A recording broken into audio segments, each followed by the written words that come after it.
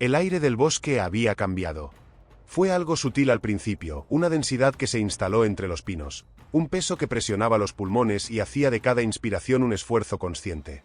El olor también, tierra húmeda mezclada con algo más antiguo y enfermizo, como carne dejada demasiado tiempo al sol, luego enterrada y desenterrada. Un olor que no pertenecía a la naturaleza viva, pero tampoco a la descomposición natural. El sendero casi desaparecía bajo la alfombra de hojas muertas. Cada paso producía un sonido amortiguado, como si el propio bosque hubiera desarrollado un mecanismo para silenciar cualquier aproximación.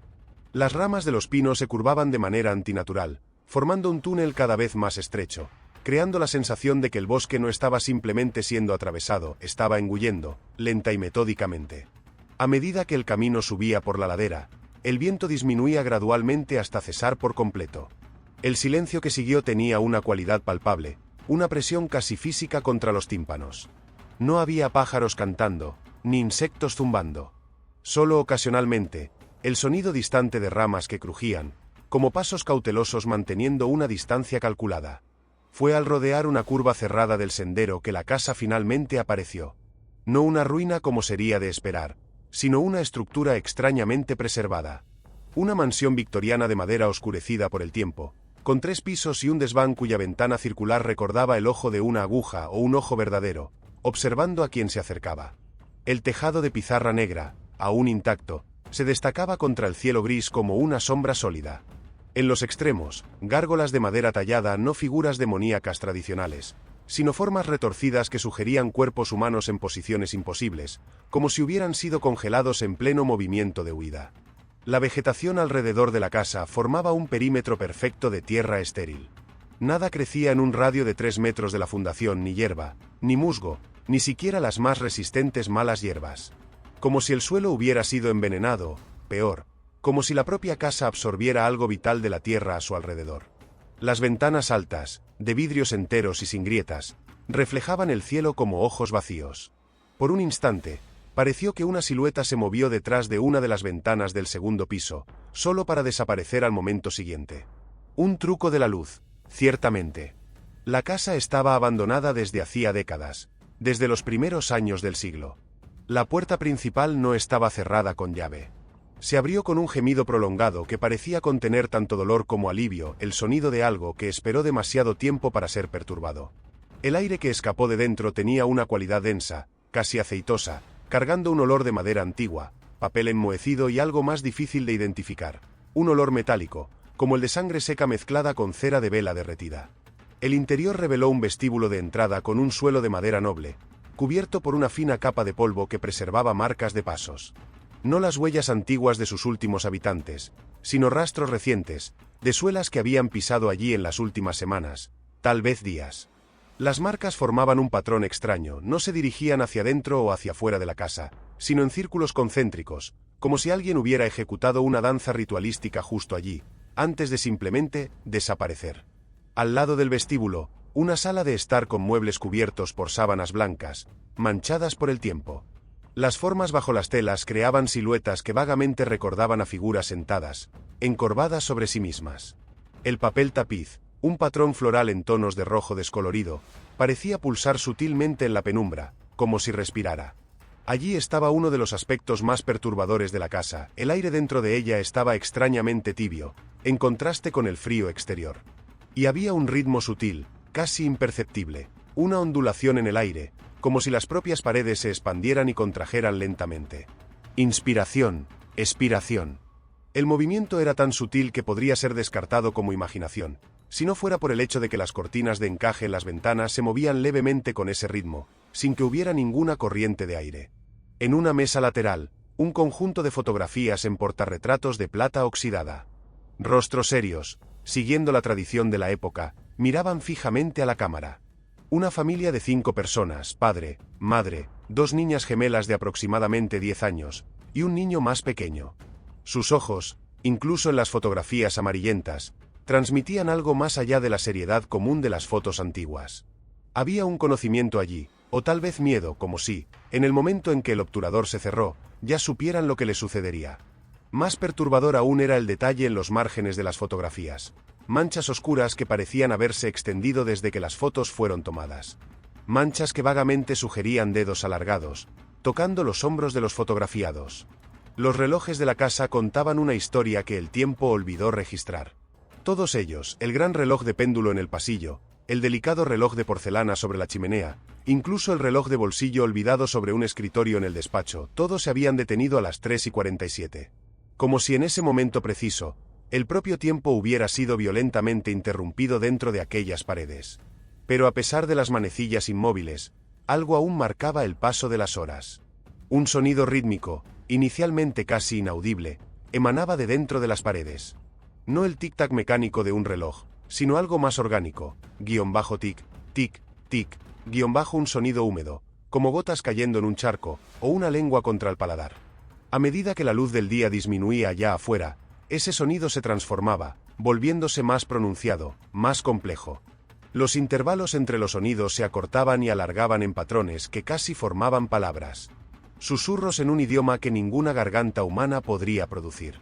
En el despacho del primer piso, un escritorio de roble aún contenía las pertenencias de su último ocupante. Papeles amarillentos cubrían la superficie, la mayoría rellenados con una caligrafía fina y nerviosa que se volvía progresivamente más errática en las últimas páginas. El texto comenzaba como un diario común, registros del clima, de las tareas domésticas, de las visitas raras que la familia recibía. Las entradas finales, sin embargo, describían otra cosa. Noviembre 14, 1909. Los sonidos en las paredes continúan.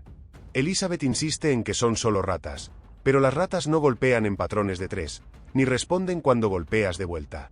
Las niñas comenzaron a hablar con el amigo, que vive dentro de su habitación. Cuando pregunto quién es ese amigo, ellas solo sonríen. 3 de diciembre de 1909. Encontré una abertura detrás de la despensa hoy. Un espacio que no debería existir, considerando las dimensiones externas de la casa. Demasiado estrecho para un adulto, pero un niño podría pasar fácilmente. Las marcas dentro sugieren que algo ha estado usando ese pasaje. Algo que se arrastra. Lo sellé con tablas y clavos de hierro.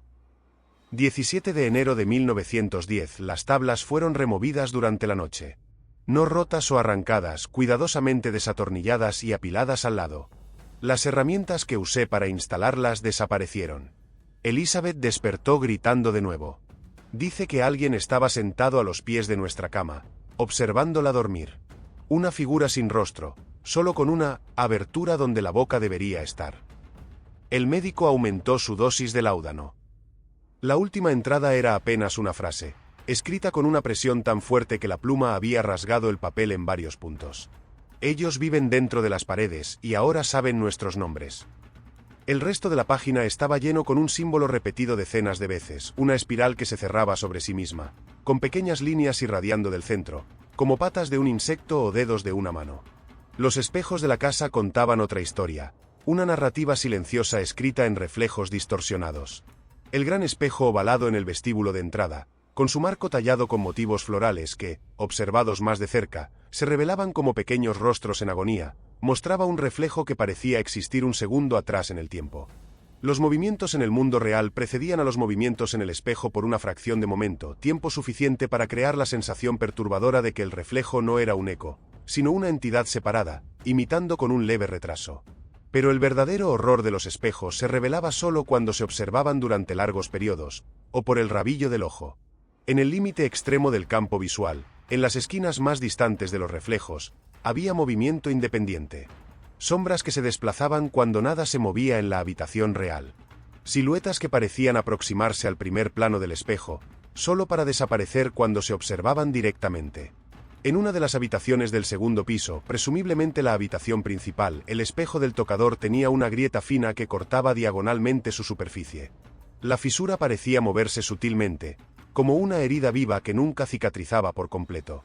Y a través de esa grieta, ocasionalmente, un ojo observaba, un ojo que no pertenecía a nadie que estuviera en la habitación. Las superficies espejadas no eran los únicos objetos que desafiaban la realidad dentro de la casa. La propia luz se comportaba de manera extraña, como si las leyes de la física fueran apenas sugerencias dentro de aquellas paredes. Las sombras proyectadas por los muebles y objetos se extendían en direcciones imposibles, a veces en ángulos rectos con la fuente de luz, otras veces hacia la luz, en vez de alejarse de ella. A medida que el crepúsculo se instalaba, Esas sombras ganaban una cualidad casi sólida, y los contornos cambiaban sutilmente, dedos surgían donde no deberían existir, miembros se alargaban más allá de proporciones naturales, y ocasionalmente, una sombra se separaba completamente del objeto que la proyectaba, moviéndose independientemente por algunos segundos antes de volver a su posición. La escalera principal era una obra de carpintería impresionante, escalones anchos de roble oscuro, un pasamanos elegantemente tallado, y balaustres que formaban siluetas de árboles retorcidos. Pero había algo fundamentalmente erróneo con aquella escalera. En la subida, 17 escalones separaban la planta baja del segundo piso. En la bajada, eran 21. La cuenta nunca coincidía, no importaba cuántas veces se verificara. Y el número parecía cambiar con cada nueva subida o bajada, siempre más en la bajada, como si la casa estuviera lentamente expandiéndose por dentro, creando espacio adicional que no debería existir. Había algo más sobre la escalera que solo se percibía después de varios usos. El tercer escalón de abajo hacia arriba producía un sonido diferente cuando se pisaba, no el crujido normal de la madera antigua, sino algo más hueco, más profundo, como si hubiera un espacio vacío debajo. O como si algo estuviera esperando justo debajo de la madera, conteniendo la respiración mientras alguien pasaba. En el rellano entre los pisos, una ventana alta ofrecía vista hacia la parte trasera de la propiedad. El terreno se inclinaba suavemente por unos 50 metros hasta terminar abruptamente en un acantilado, un detalle que no era visible desde el frente de la casa. En el límite de ese acantilado, parcialmente visibles entre la vegetación, estaban las ruinas de lo que parecía haber sido una estructura más antigua, tal vez los remanentes de una construcción anterior que había ocupado el lugar antes de la mansión actual. Durante el día, esas ruinas parecían solo piedras apiladas sin patrón discernible. Pero en los breves momentos del crepúsculo, cuando la luz alcanzaba un ángulo específico, las sombras revelaban el contorno de un círculo perfecto formado por esas piedras, un círculo con proporciones idénticas a la planta circular de la propia mansión, como si la casa actual fuera solo una evolución, una metamorfosis de algo que existió allí antes. El segundo piso de la casa albergaba las habitaciones, cada una preservada como si los habitantes hubieran salido solo momentáneamente. Camas aún arregladas, ropa en los armarios, cepillos de cabello con cabellos aún atrapados en sus cerdas. Cada habitación contaba fragmentos de la historia de la familia que vivió allí, pero eran los objetos personales los que transmitían la sensación más perturbadora de vidas interrumpidas abruptamente. En la habitación de las gemelas, 2 camas idénticas lado a lado, con muñecas de porcelana colocadas cuidadosamente sobre las almohadas. Las muñecas tenían los rostros parcialmente derretidos, como si hubieran sido expuestas a calor intenso en algún momento. Los ojos de vidrio, sin embargo, permanecían intactos, reflejando la luz de forma inquietante. En una mesa entre las camas, un juego de tablero hecho a mano. No un juego comercial de la época, sino algo creado artesanalmente, un laberinto complejo dibujado en papel amarillento, con posiciones marcadas por símbolos que no pertenecían a ningún alfabeto conocido. Pequeñas piezas de madera, esculpidas en forma de figuras humanas estilizadas, estaban dispuestas en diferentes puntos del laberinto. Una inscripción en el borde del tablero, en una caligrafía infantil, decía simplemente: «Juego de la respiración, quien encuentra la salida puede quedarse». La habitación del niño era más espartana, conteniendo solo una cama estrecha, una cómoda y un escritorio. Sobre el escritorio, un cuaderno abierto revelaba dibujos hechos a lápiz, ilustraciones meticulosas de la propia casa, vista desde diferentes ángulos. En los dibujos más recientes, pequeñas figuras alargadas podían verse en las ventanas, observando. Y en el último dibujo, la casa había sido retratada con una diferencia significativa. Una estructura adicional se proyectaba desde la parte trasera, una extensión que no existía en la construcción real. O al menos, no era visible desde el exterior. Las paredes de la casa eran más gruesas de lo normal, con casi 30 centímetros de ancho, demasiado gruesas para ser simplemente estructurales. Colocando el oído contra el papel tapiz, era posible escuchar movimientos en el espacio entre las paredes. No el arañar de pequeños animales, sino algo más deliberado, más consciente, el sonido de algo que se movía lenta y cuidadosamente, consciente de que estaba siendo escuchado. En ciertos puntos de la casa, especialmente en las esquinas de los pasillos y cerca de las escaleras, el papel tapiz presentaba pequeñas deformaciones, como si algo estuviera presionando de dentro hacia afuera. Esas protuberancias tenían aproximadamente el tamaño de un puño humano y cuando se tocaban, parecían retroceder, como si lo que estuviera del otro lado se hubiera alejado del contacto. En el pasillo del segundo piso, un pedazo del rodapié había sido removido, revelando una abertura estrecha lo suficientemente grande para pasar una mano, tal vez un brazo, pero no un cuerpo adulto. De dentro emanaba un olor dulce y putrefacto, como frutas podridas mezcladas con algo metálico. Y en las noches más frías, un vapor tenue escapaba de esa abertura, condensación de la respiración de algo que habitaba los espacios vacíos de la casa. En otra parte del pasillo, manchas oscuras se extendían por el papel tapiz, formando patrones que recordaban mapas de lugares inexistentes. Las manchas parecían húmedas al tacto, pero al examinar los dedos, no había residuo visible, solo una sensación de hormigueo que persistía por horas, acompañada por un zumbido bajo en los oídos. Y luego estaban los golpes. Inicialmente esporádicos y fácilmente descartables como el asentamiento natural de una casa antigua, gradualmente asumían un patrón distinto. 3 toques rápidos seguidos por uno largo. Siempre la misma secuencia, venida de diferentes puntos de la casa, como si lo que estuviera en las paredes se moviera constantemente, tratando de establecer comunicación o tal vez localizar algo, o a alguien. Lo más perturbador era cuando los golpes se detenían después de una respuesta. Golpear de vuelta, imitando el patrón, resultaba en silencio absoluto por varios minutos. Después, los golpes recomenzaban más cercanos, más insistentes, y con un patrón ligeramente alterado. Como si lo que estuviera en las paredes estuviera aprendiendo, adaptándose, aproximándose a algo que buscaba desde hace mucho tiempo. Con la caída completa de la noche, la oscuridad dentro de la casa no era absoluta como sería de esperar. En lugar de eso, luces débiles comenzaban a aparecer en diferentes habitaciones, no el brillo amarillento de lámparas o velas, sino una luminosidad azulada y pálida que pulsaba como algo vivo. Esas luces seguían un patrón previsible, encendiéndose secuencialmente de una habitación a otra, comenzando en el sótano y subiendo gradualmente hasta el desván, como si algo estuviera haciendo una ronda metódica por la casa. Entre cada ciclo, había exactamente 47 minutos de oscuridad total, antes de que la secuencia recomenzara. La luz se intensificaba con la humedad. En días de lluvia, se filtraba por las grietas del suelo, iluminando la madera por dentro, revelando vetas y patrones que recordaban nervios y arterias pulsantes. El brillo parecía tener una cualidad casi líquida, escurriendo como agua luminosa por las esquinas y grietas. En el comedor, la gran mesa de roble reflejaba esas luces de forma diferente. En la superficie pulida, los reflejos formaban siluetas que no correspondían a nada en el ambiente, figuras alargadas con miembros demasiado delgados, reunidas alrededor de la mesa como en una parodia de cena familiar. Las siluetas no se movían mientras eran observadas, pero al desviar la mirada y volver a mirar rápidamente, habían cambiado de posición, siempre un poco más cerca del centro de la mesa. Un fenómeno particularmente perturbador ocurría en la cocina. La gran chimenea de piedra, que debería ser usada para cocinar en tiempos pasados, ocasionalmente emanaba aquella luz azulada desde dentro de su conducto bloqueado. Cuando esto sucedía, las sombras en la cocina se comportaban como si la fuente de luz estuviera arriba, no dentro de la chimenea, creando la impresión de que algo estaba bajando por el conducto, aproximándose lentamente. El pasillo principal del segundo piso terminaba en una pared sólida, decorada con el mismo papel tapiz floral que cubría el resto de la casa. Pero había algo extraño en aquella sección específica, la pared no debería estar allí. Considerando las dimensiones externas de la casa y el tamaño de las habitaciones adyacentes, debería haber espacio para al menos una habitación más en aquel punto. En ciertos ángulos de luz, o en las primeras horas de la mañana cuando la niebla del bosque filtraba la claridad del sol naciente a través de las ventanas, algo más se volvía visible, el contorno de una puerta. No una puerta normal, sino una abertura más estrecha y más alta que lo estándar, con un pomo posicionado extrañamente bajo. La puerta solo era visible en esos breves momentos de luz difusa, desapareciendo completamente cuando se observaba directamente o bajo luz más fuerte.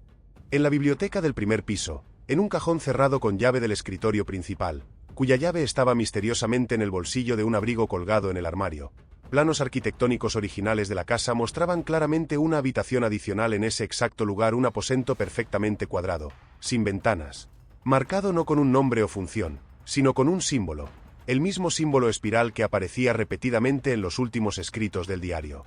En una carta encontrada en el mismo cajón, fechada en 1903 y enviada por un arquitecto de Boston, se leía: en cuanto a su solicitud para modificar el plano original y eliminar aquella habitación específica, debo expresar mis preocupaciones profesionales. La sala en cuestión sirve una función estructural que no puede ser simplemente eliminada sin comprometer la integridad del edificio. Además, las especificaciones originales del constructor, fallecido hace 3 generaciones, como usted sabe, indican claramente que esa sala fue diseñada para un propósito muy específico, como un punto de resonancia, si entendí correctamente sus anotaciones crípticas. Sin embargo, si insiste en esa modificación, puedo sugerir una alternativa.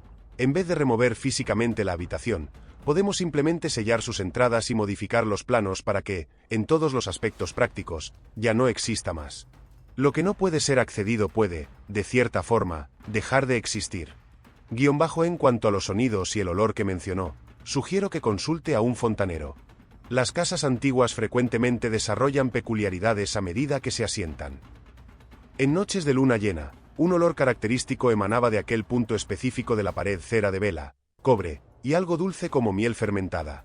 Acompañando el olor, un sonido rítmico podía ser escuchado, no golpes como los que venían de dentro de las otras paredes, sino algo más orgánico, el sonido de decenas de personas respirando al unísono, perfectamente sincronizadas. Y ocasionalmente, una línea fina de líquido oscuro se escurría lentamente por debajo de la pared, esparciéndose por el pasillo. No era sangre, como podría parecer a primera vista, era demasiado oscuro, casi negro, y tenía una consistencia más espesa, como aceite o miel. El líquido formaba patrones complejos en el suelo, similares a escritura en un alfabeto desconocido, antes de ser lentamente reabsorbido por las tablas de madera sin dejar ninguna mancha o residuo. En los primeros rayos del amanecer, la casa parecía casi normal, solo una construcción antigua abandonada a merced del tiempo y del olvido. Las luces misteriosas se habían apagado, los golpes en las paredes silenciado, y las distorsiones en los espejos disminuido hasta ser casi imperceptibles. Pero había una última revelación guardada para la claridad del día. En el desván, accesible por una escalera estrecha y empinada que bajaba del techo del pasillo del segundo piso, grandes ventanas circulares en cada extremo permitían que la luz matinal inundara el espacio. El desván estaba vacío, excepto por un único objeto en el centro exacto de la habitación. Un pozo circular de piedra, como los que serían encontrados en jardines antiguos. El pozo tenía aproximadamente 1 metro de diámetro, con paredes que se elevaban cerca de medio metro del suelo de madera. Su interior era demasiado oscuro para revelar su profundidad, incluso bajo la luz directa del sol. Lo más perturbador era que el pozo simplemente no podría existir allí. Considerando la estructura de la casa, debería proyectarse a través del techo del segundo piso, siendo visible desde abajo, pero no había señal de él en ninguna de las habitaciones inferiores. Aún más imposible era el sonido que venía de dentro del pozo. El murmullo de agua corriente, como un arroyo subterráneo, mezclado con voces distantes, voces de niños cantando una canción de ronda en un idioma desconocido, sus palabras apenas vagamente familiares, como una lengua olvidada recordada en un sueño. En el borde interno del pozo, tallados en la piedra antigua, estaban nombres. 5 nombres, reconocibles como los de la familia que había habitado la casa: padre, madre, las 2 gemelas, el niño. Cada nombre seguido por una fecha: 17 de enero de 1910, el mismo día de la última entrada en el diario.